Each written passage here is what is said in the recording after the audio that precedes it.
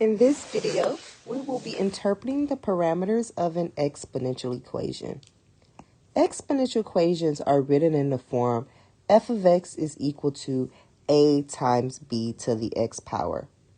And when we look at exponential equations or functions, there's two parameters that we look at. The first parameter is the a value, which represents your starting value, or it is your y-intercept. Same thing, starting value or y-intercept. The second attribute that we look at or feature is the b value. We look at the b value, which is your growth or decay, depending on which situation you have, factor. So those are the two coefficients that we look at when we talk about exponential equations, A and B.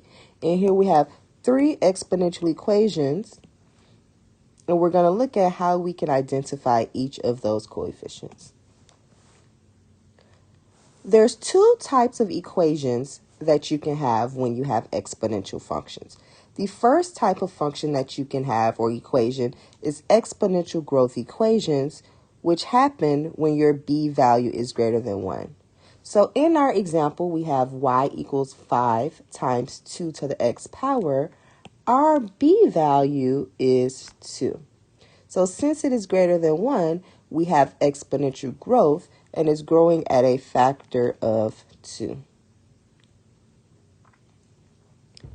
And if you look at the graph of this equation, that is indeed true. As x increases, so does your f of x function. It is increasing or growing.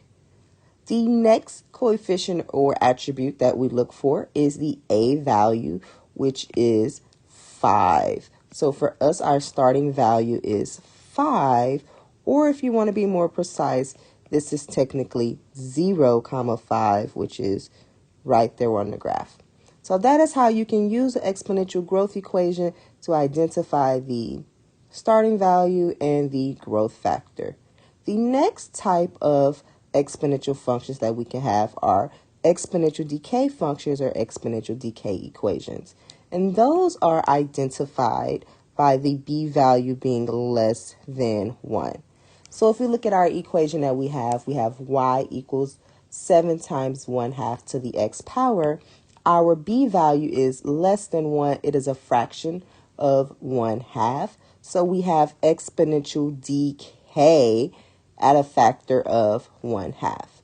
Looking at our graph, as x increases from left to right, your f of x function is actually decreasing. So exponential decay is the counterpart of exponential growth. Your function decreases as the x value increases. And then the other attribute that we have to look for is the starting value. So for us, that is 7. Or if we want to be more precise, if we're talking about the graph, that is 0,7, which happens right there.